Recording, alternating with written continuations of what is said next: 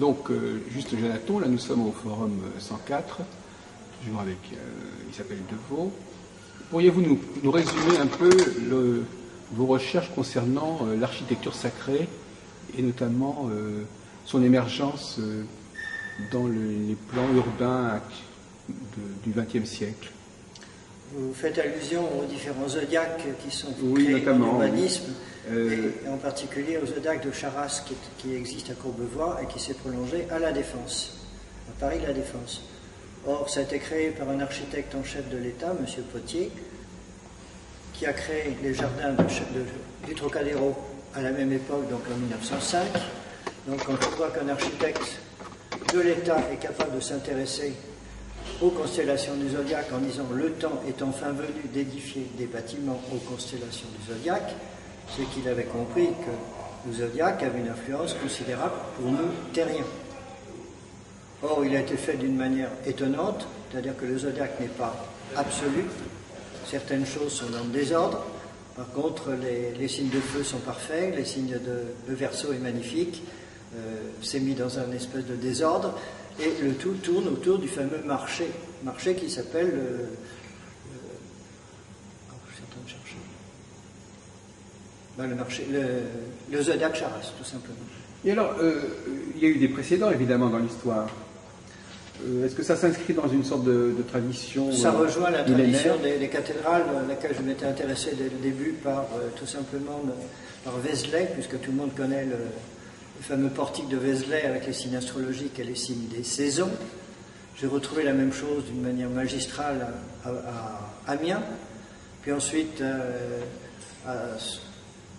c'est à côté de Paris, à la basilique Saint-Denis, vous avez un magnifique portail, où là vous voyez le zodiaque. Et puis évidemment, après je suis allé voir à Chartres. Et là à Chartres, il y a beaucoup de choses à voir, mais elles sont plus difficiles à comprendre. Donc je pense qu'à Chartres, il faut déjà avoir plutôt un guide et ne pas se laisser aller avec une vision traditionnelle, classique, je dirais, les signes zodiacaux et les saisons. C'est plus complexe. Il y a des personnages, et entre autres, je signalais à propos d'Amiens, les fameux chérubins qui font tourner la spirale des rosaces et qui n'ont qu'une aile. Et comme c'est leur rôle de chérubin de faire tourner la planète, ils étaient figurés d'une manière extraordinaire. Est-ce que c'est de l'astrologie ou de l'astronomie, le zodiaque? Non, à l'origine, c'était des dieux qui ont été mis à la fois dans l'astronomie puis dans l'astrologie. Si je prends les personnages des Sumères, on sait, quand on analyse les noms, que par exemple le Sagittaire, ça s'appelle Pabilsac. Pabilsac, c'est que veut dire diriger la flèche vers la tête. Donc on a la création même du signe Sagittaire. Comme vous avez Moulbabar, on va retrouver des divinités. Donc on a à la fois les signes zodiacaux, les constellations, et des explications de l'archétype que représentent les planètes.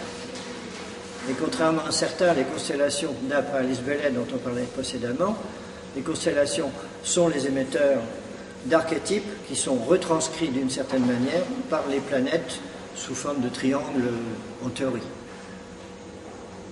Alors, donc vous distinguez les constellations et les signes.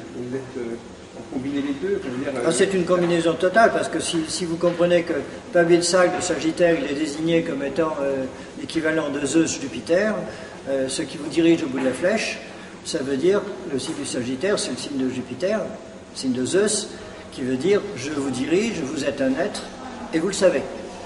Donc c'est quelque chose d'ésotérique, c'est quelque chose de divin, et c'est quelque chose de concret, puisqu'on vous indique par une flèche une route. Bon, alors maintenant revenons à votre découverte de ce qui a succédé au zodiaque de Courbevoie, dans la même région, curieusement, toujours dans les Hauts-de-Seine, c'est-à-dire le zodiaque de la Défense. Comment vous avez été mis sur la piste, monsieur Jonathan? Bon, étant natif de Neuilly, j'étais à proximité de la Défense, donc j'ai connu ça dès l'origine. Et à l'époque où le zodiaque n'était pas achevé, puisqu'il manquait une tête, je me suis intéressé à tous les projets. J'avais déjà repéré l'ensemble zodiacal de 24 heures. Tout le monde cherche d'un zodiaque, en fait ce sont les 24 premiers nombres du zodiaque. c'est-à-dire qu'il y a 12 nombres qui représentent le côté uranien, qui sera, quand on regarde vers la tête actuelle, c'est tout le côté droit, c'est uranien. Tout le côté gauche est souvent en retrait et en décalage, c'est le côté plutonien. Donc on a créé, et quand je dis créé, il s'agit d'un ensemble d'architectes francs-maçons, il y en avait 8 qui se sont mis à l'origine des 8 premiers projets. Donc, une sorte de conspiration. Alors on m'a posé la question quel était le rapport entre les architectes et la franc-maçonnerie, et j'ai eu des contacts directs qui m'ont fait comprendre qu'en réalité ce sont deux associations totalement différentes, totalement séparées. Les architectes ont un groupe à eux qui a un but particulier géographique, ce qui ne donne pas le côté franc-maçonnique. Donc quand on parle de... Non, c'était en fait en attendant. Rapidement sur... Disons en clair, j'ai compris que le but était de créer 24 heures pour que le jour parisien soit protégé. Donc c'était une défense de Paris, et tous les bâtiments ont été orchestrés d'une certaine manière par l'EHPAD, qui à l'époque était 100% franc-maçonnique.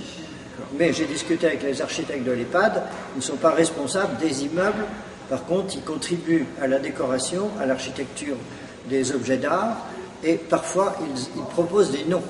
Mais beaucoup de noms ont été proposés par les propriétaires. Donc ils étaient, je dirais, partie prenante sans être directeurs. Ils étaient inspirés. Voilà. D'accord. Bon, on va passer.